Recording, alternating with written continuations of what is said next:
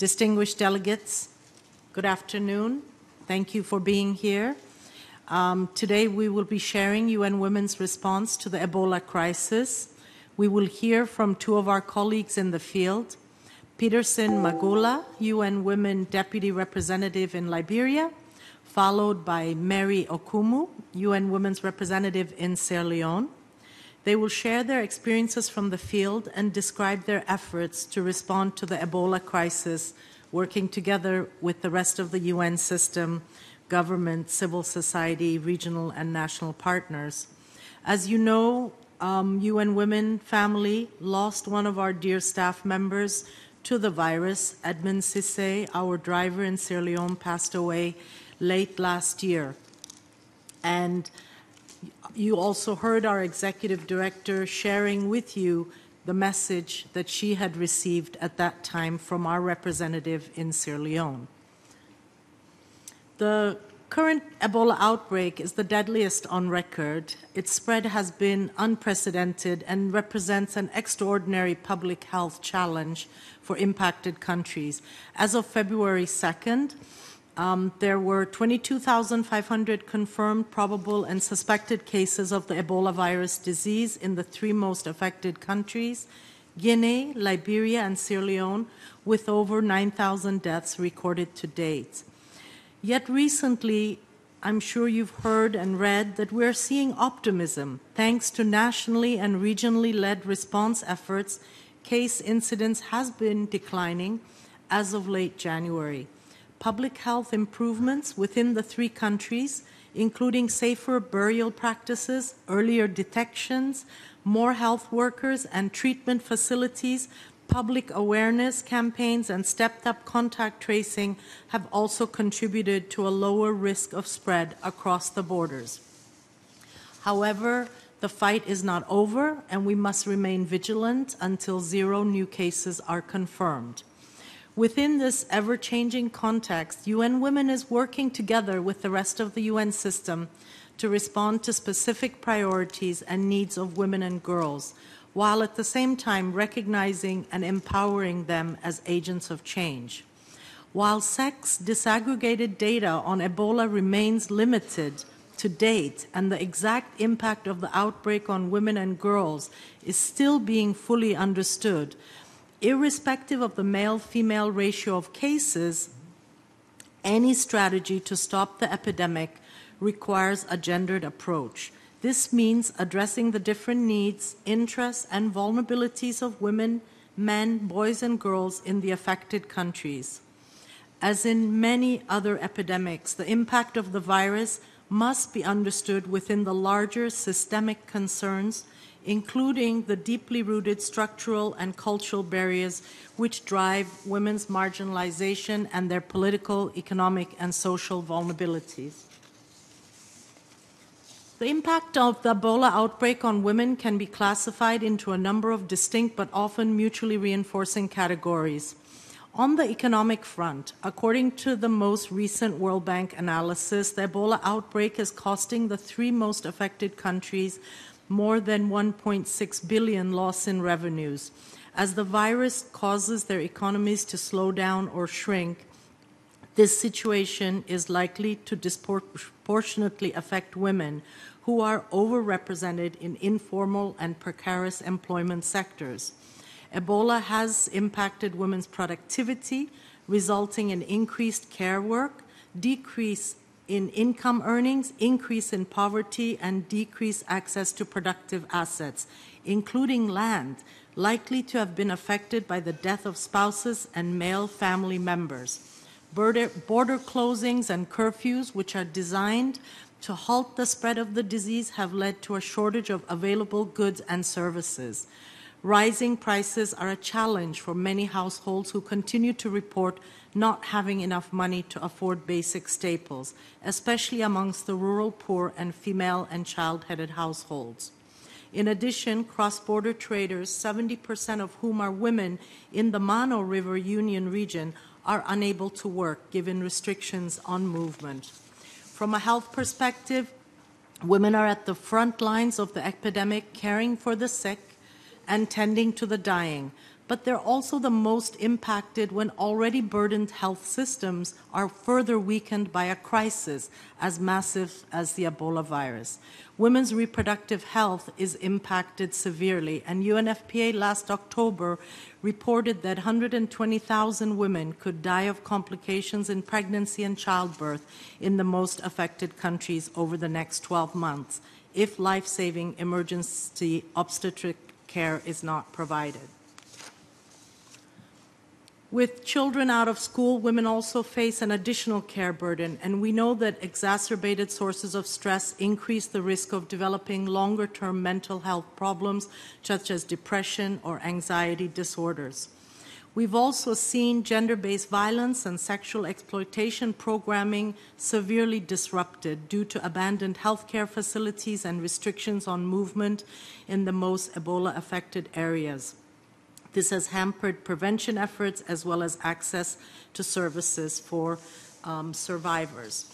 Stigmatization. Our executive director this morning told you a real-life story, so I'm not going to really talk about that. Mary will also share, and we'll hear it firsthand from her. But we are seeing that, when women leave treatment centers and return to communities, they experience high levels of stigma and rejection, especially also women in treatment centers who have had miscarriages when they return to their homes.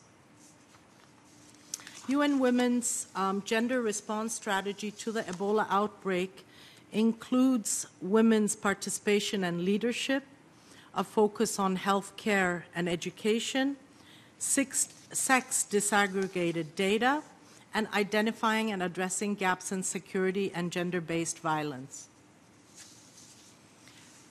Our response is based on partnership, and it's founded upon the importance of a collective approach in combating the Ebola virus through leveraging our normative, coordination, and operational mandate, as you'll hear from the colleagues shortly. We're working closely with government, the United Nations system, civil society partners to ensure that both strategic planning and operational responses address the roles of women and girls. National and regional partners include Ministries of Gender, of Health and Health, the Mano River Union, the African Development Bank, and civil society partners who have played a key role in the implementation of national and regional strategies. And I want to also stress how UN Women's coordination role, because you're all very interested in how we play out our coordination role, and how through the response UN Women was able to really display its leadership in both the countries, including bringing together UN partners in joint programming and ensuring that gender was mainstreaming in all the responses across the UN system. Let me not take any more time and introduce you to two wonderful colleagues and their teams who have been and shown exemplary leadership and professionalism in the face of this very difficult virus.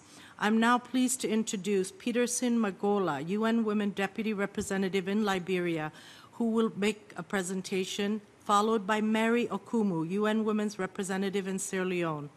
We look forward to your presentation, Peterson. Over to you. Thank you very much.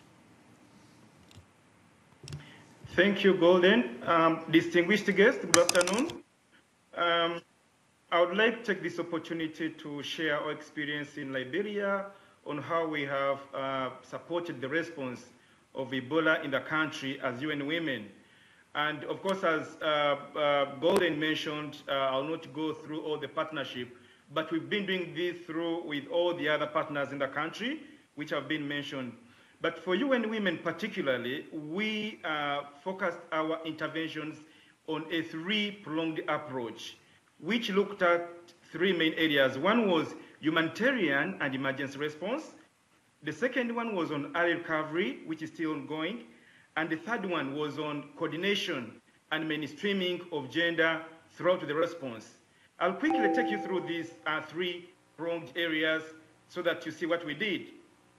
On emergency and humanitarian response, UN Women in the country focused on addressing the immediate needs of the women and girls who had been infected with Ebola or suspected. And these were either put in isolation centers or treatment centers. And those who are in both these centers, we ensured that we provided them with dehydration items, including water, including Lucozade, those which could boost their immunity as soon as possible. We also looked at providing prevention materials, which included items such as soap, chloride, and so on, so that they cannot, they can wash their hands and they don't, they limit transmission of the infection to one another. And also for women, we ensured that we provided with them sanitary kits, those who are in treatment centers, hygienic kits, and so on and so forth. We also, during the same component, we looked at contact tracing. It's very pertinent that during that period of Ebola, we worked so much with our civil society organizations, with women groups, with the media, and also with other development partners to ensure that we contact those suspected cases within the country. And that meant that when we identify a person who was suspected, we could refer that person to medical practitioners throughout the country. And really, Women Networks did a great job on this with our support. In addition, UN Women, as already mentioned by Golden, we had a challenge of evidence or disaggregated data.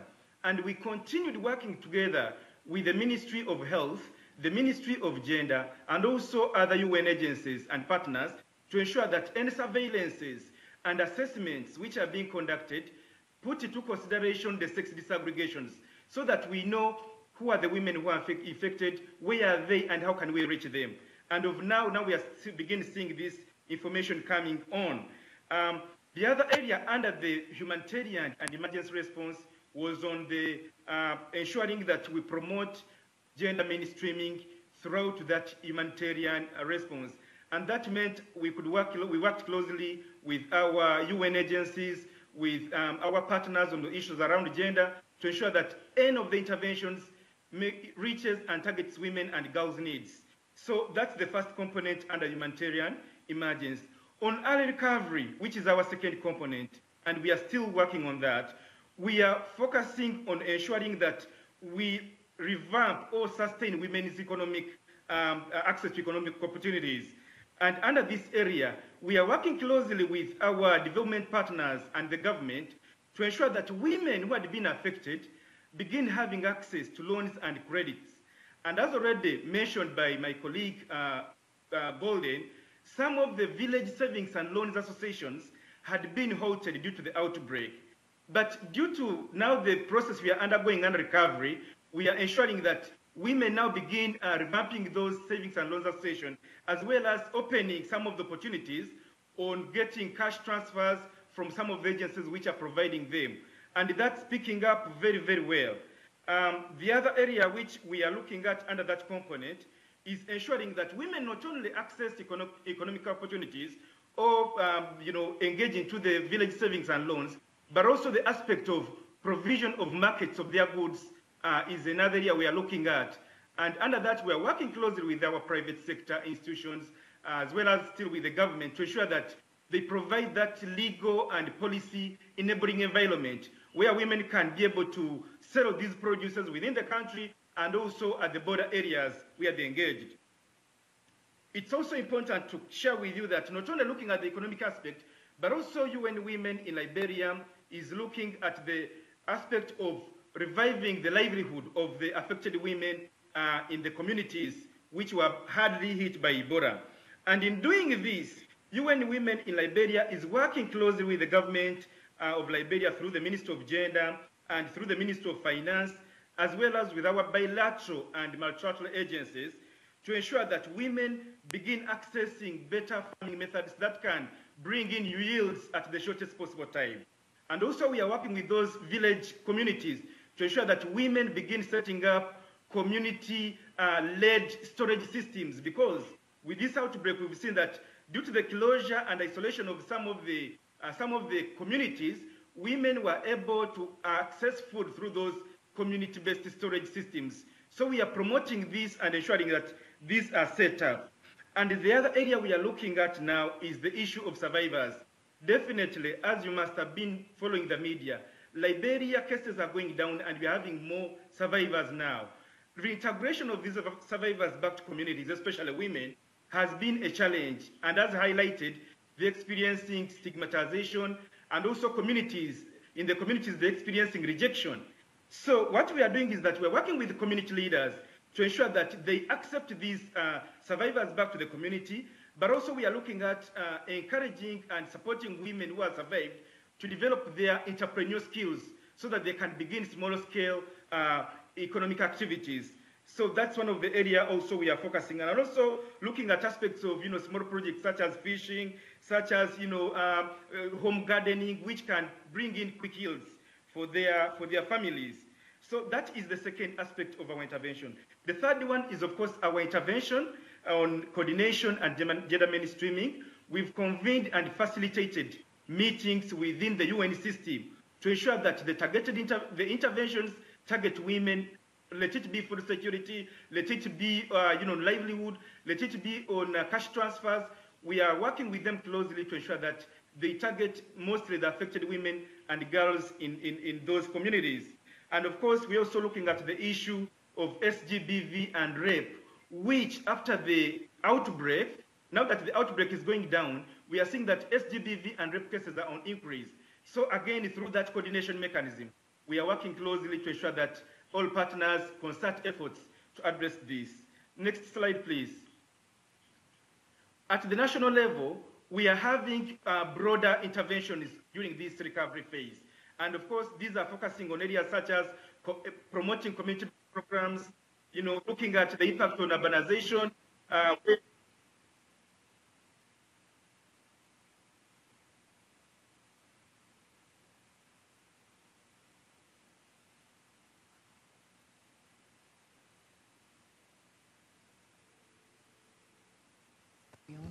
It seems that we are facing some technical problems with the office in Liberia. So maybe we go to Mr. Magula, could you hear me? Seems not. So we'll turn to the office in Sierra Leone. I invite Ms. Mary Okumu, UN Women Representative at the country office in Sierra Leone, to share the experiences from the country-specific context with the executive board. Ms. Okumu, could you hear me? Ms. Okumu, the floor is yours.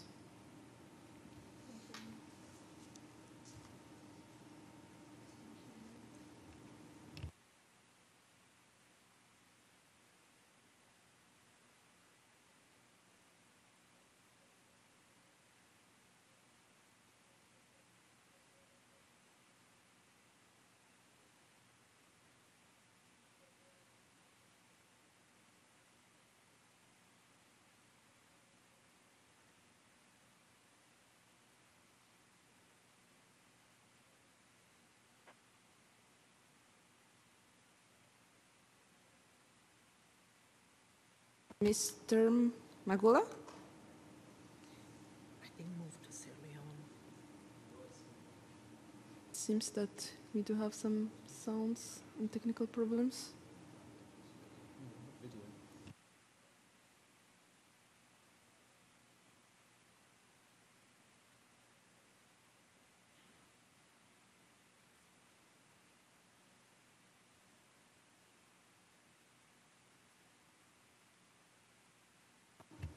Okay, we'll connect now to the UN Women Country Office in Sierra Leone.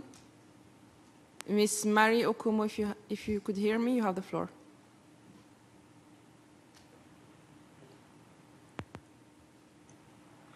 Hello, my name is Mary Okumu. I'm the country representative of UN Women in Sierra Leone, and I'm happy to meet the board and our senior management in New York. I'm going to present UN Women experiences with Ebola response in Sierra Leone. UN Women, to date, let me just add that 10,000 people have been infected with Ebola virus in Sierra Leone, of which 2,870 have died. UN Women's response to Ebola outbreak in Sierra Leone has a three-pronged approach. It has advocacy and sensitization, building national institutional capacities, strengthening and implementing targeted gender response to the outbreak in all the Ebola response pillars. In advocacy and sensitization, we have been able to ensure that the public education takes into account gender dimensions of the Ebola transmission and to ensure that women's participation and gender responsive education has been disseminated.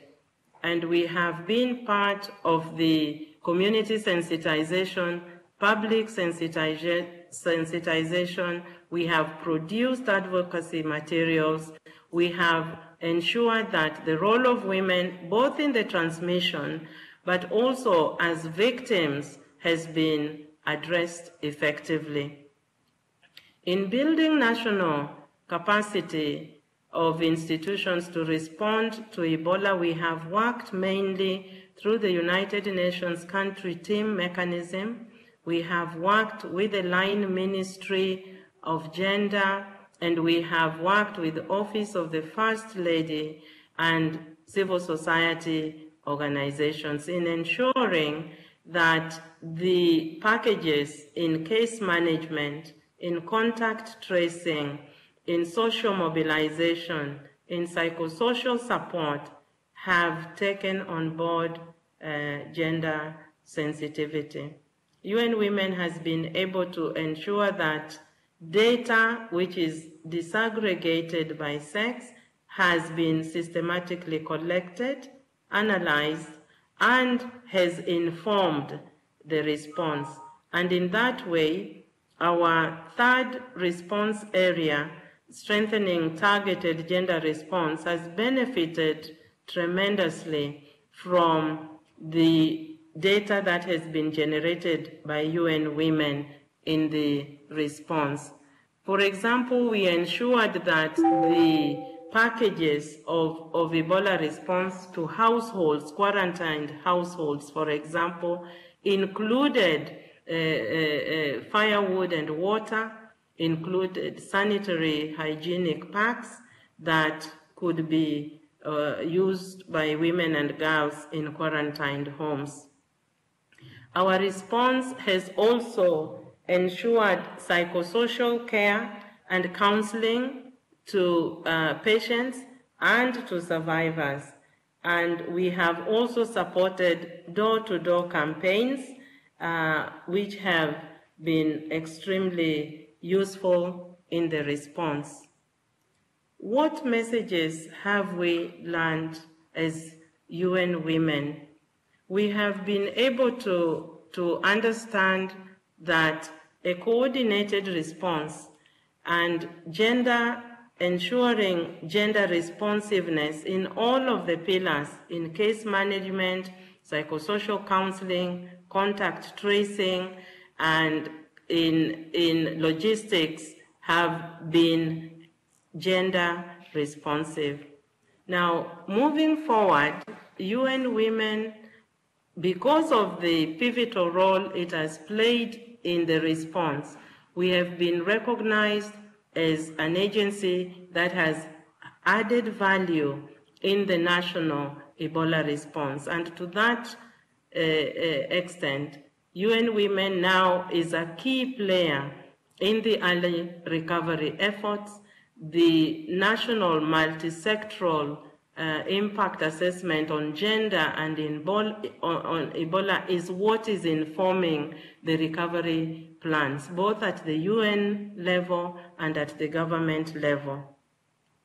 UN Women will continue in the early recovery interventions to support working with survivors, looking at questions of livelihood, support to female-headed households, looking at safety of schools for girls when schools reopen, and looking at livelihood support.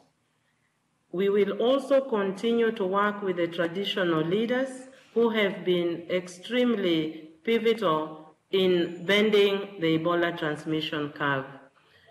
The role of traditional leaders will now be shifted to getting to zero and to early recovery, ensuring that female-headed households, first of all, continue applying the education on prevention of Ebola, as well as in playing a role in livelihood support, economic empowerment of women.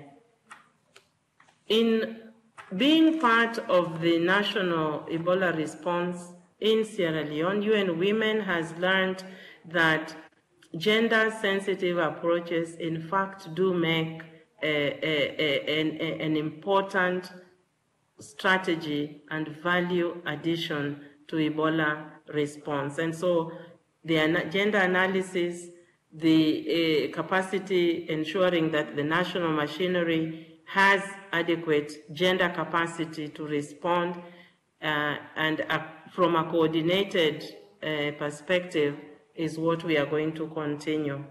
We are looking at scaling up the activities that we implemented in the emergency phase. We are now in recovery and getting to zero. And in that sense, we will be focusing a lot on working with survivors and affected homes.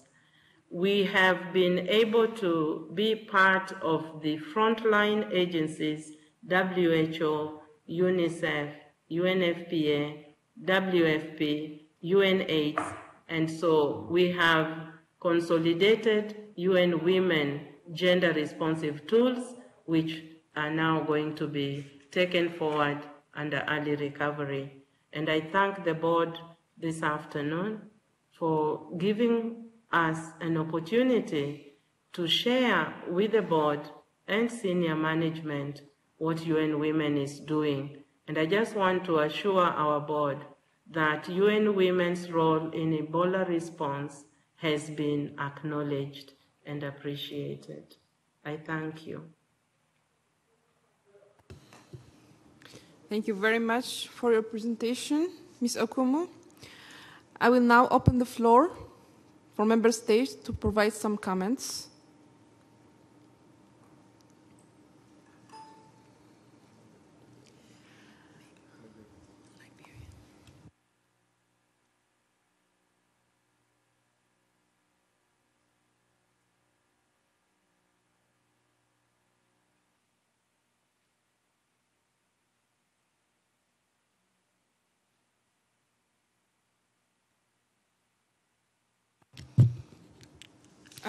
Give the floor to the distinguished representative of Liberia.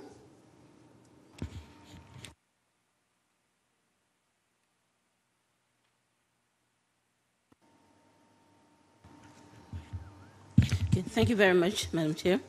I'd just like to thank the Executive Board for having this opportunity for us to hear from work on the ground that the offices, UN Women offices in Liberia and Sierra Leone are doing. Even though the presentation from the representative of Liberia was brief, but I don't think I need a full-fledged explanation to appreciate the work that UN Women is doing on the ground. We get that information from our agenda ministry, and also with the limited data on women, I don't think that is an issue. Because we know that women are highly impacted with the virus. Have been highly impacted during the crisis, and I think the additional information will just provide a better means of meeting, the challenges that they have been facing. But I'd like to thank you all for your assistance during, and we're very grateful that we're hopefully meeting this challenge on and coming to the end of it. But the recovery process is on, and we'll we're just counting on your support as well during this process, because we know that it's not just one person, it's not just the will of government, but the will of everybody else in the whole process that's brought about this success. And I'd like to say thank you. I thank Liberia for her comments, and now I give the floor to the distinguished representative of Japan. You have the floor. Thank you, Madam Chairman. Also, good, and thank you very much for your briefing. And first of all, I just wanted to thank the dedication of the colleagues from Sierra Leone and also Liberia for their work and their dedication. And also, I wanted to renew our commitment to fight this Ebola pandemic. Ebola. Japanese government has been supporting to fight against this disease, and so far we have contributed over 155 million US dollars, and also one portion is included, including our contribution to UN Women. And I fully agree with Gurden's briefing, and that this disproportion, women's affected the women's much higher impact on women, and so we need a gendered approach to tackle this issue.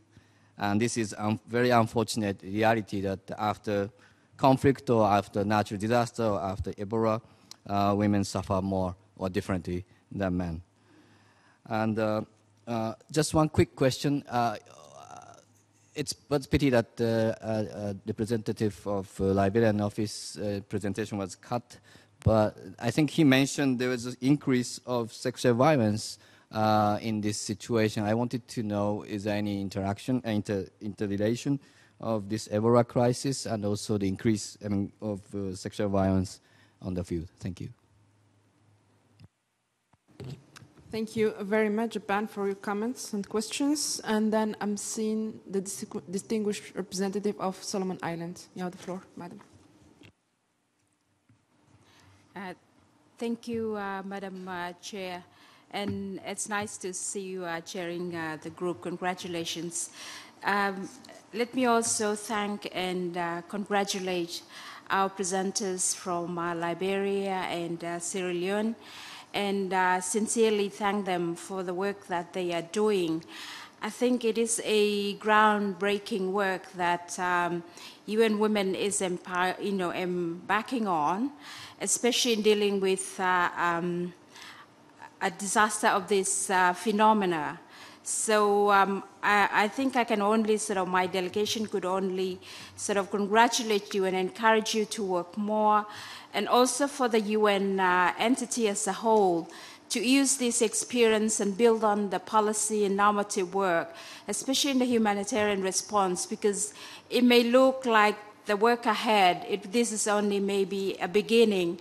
As the representatives were saying, it is a recovery process, and there's a lot more to be done. So with those comments, I would like to encourage you and thank you very much for the work that you're doing on behalf of the UN, and we do recognize dearly the work that you're doing, and especially for countries. The two countries that you are working on are both sister LDCs.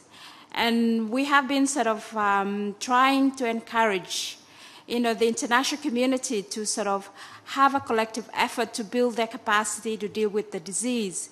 And we are very thankful that it has shown impacts of it coming down. And we hope that more effort will be made to actually eradicate the disease for good, and that more opportunities will be given to the women to rebuild their lives, both women and girls.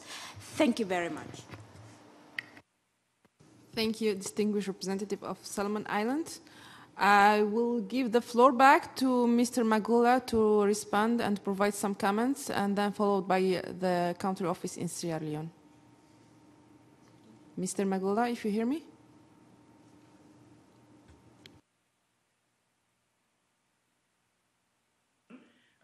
But when I came back, I had a question on the relationship between GBV, the SGBV, and whether it's related to Ebola, Ebola outbreak. What we've not done an assessment now, and it's one of the key areas we want to look at as soon as possible to see that connection between the Ebola outbreak and SGBV. But discussions within gender groups and women networks, it is showing that some of the male survivors who go back home sometimes they perpetrate SGBV within their homes and communities. That's something which is being reported, but it's not yet confirmed. That's one. Two, we also believe that Ebola, when there was Ebola, the perpetrator feared to move ahead with those, beginning, the whole, the crime rate went down because of the fear of contraction of Ebola. So once now they are seeing that cases are going down, it's another thought that possibly they are again going back to the way they were doing things before. So there is an analysis we are working on now to ensure that we get it properly. What is the relationship between the Ebola and these increasing SGBV cases? But also we have to note that during the outbreak, some of the report mechanisms were halted, like with the police and with the justice system, because they were not operating due to the outbreak. But now that the Ebola virus is going down, so now reports are coming out. So there is another thought to say that maybe because now more reports are coming out, which was not the case during the epidemic when it was at the peak. So all these thoughts are going around, and definitely we are going to do an investigation on this and work closely with our government counterparts and civil society to see that we respond to this urgent issue in the country. Thank you, Mr. Magula. We'll connect now with the office in Sierra Leone to provide some comments. Thank you, Chairperson. In Sierra Leone, similarly, there are reported cases. We studied quarantined households, and in fact, more than 70% of the households experience SGBV, and at the moment, it's one of the priority areas for government. We've been working right now, the family support unit of the police have requested assistance in now beginning to look at these reported cases, and UN Women is on track on that one. But I want to report on a very positive correlation of this Ebola disease on the practice of female genital mutilation. Throughout the country, there has been absolutely no case of female genital mutilation. That's a very positive outcome, because there was a moratorium placed on the practice to stop. And in fact, communities did adhere. And our early recovery is to try now to look at that positive behavior of whole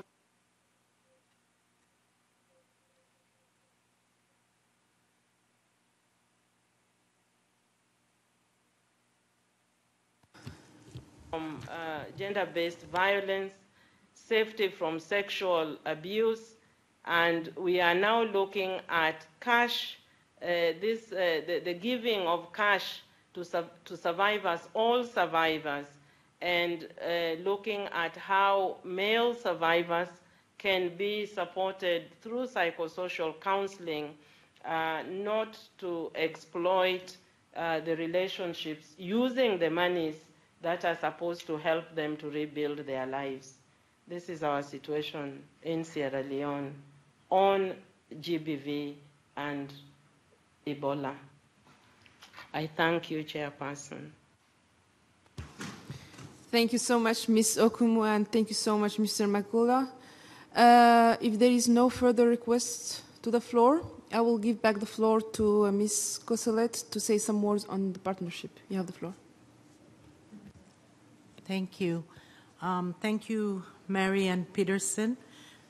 Despite the connection, we were able to get a lot from your presentations.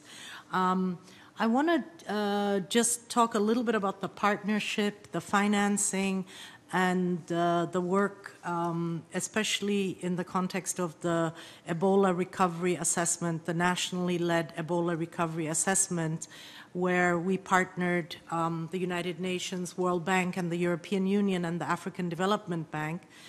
And from the UN, UN Women led the work on gender equality to ensure that the assessments and recovery plans integrated women and girls' needs and ensuring that a human rights-based approach was adopted across the social, economic, and infrastructure sectors. The upcoming conference in Brussels in a few weeks is an incredible opportunity to support the immediate and midterm needs of women and girls, to increase their resilience through social safety nets measures and preserve development gains through supporting economic empowerment and employment generation opportunities. I want to take this opportunity to thank our partners for the strong support, without which our offices could not have responded to the national efforts and in implementing a gender-sensitive response to the Ebola crisis. I want to specifically highlight the generous contribution of the government of Japan with a donation immediately of $500,000, and the government of Germany, who provided funding in the amount of $510,000. These funds were delivered at a critical moment, and it allowed UN Women to ensure that we had the right people on the ground and at the right time to implement the initiatives that you have heard described by our representatives. UN Women also provided its own funds with emergency core funding in the amount of $380,000 to ensure that our organization could be responsive and impactful in this emergency context. We're very pleased with what's been achieved, but there remains such a strong sense of urgency to do much more and implement recovery efforts, while also working to address medium and long-term impacts of this crisis on women and girls. This slide that you see up there on my right highlights the existing funding gap which we have, which is over $2.6 million in the implementation of the UN Women's Regional Strategy for response to the Ebola virus in West and Central Africa. We call on all of you to join this effort and look forward to a continued partnership in support of UN Women's work on Ebola response. Thank you very much for your attention this afternoon. Thank you, Ms. Koselet, for your presentation. Colleagues, if you have any comments, any observations, otherwise I will give the floor back to Ms. Koselet for some concluding observations. Thank you. I don't have any additional remarks other than to just thank everybody and also the governments of Sierra Leone and Liberia for all the close partnership that you have given to UN Women, and we'll continue to work together and support the national efforts. So we are with you. You have our support. Thank you. Thank you, Ms. Koselet. If there are no further comments, I would like, on behalf of the Executive Board, to thank the UN Women colleagues in the field for their presentations and responses. Distinguished colleagues, this will bring us to the end of this informal briefing. The Executive Board will reconvene at 3 p.m. sharp to continue with its second meetings of the first regular session 2015. The meeting is adjourned.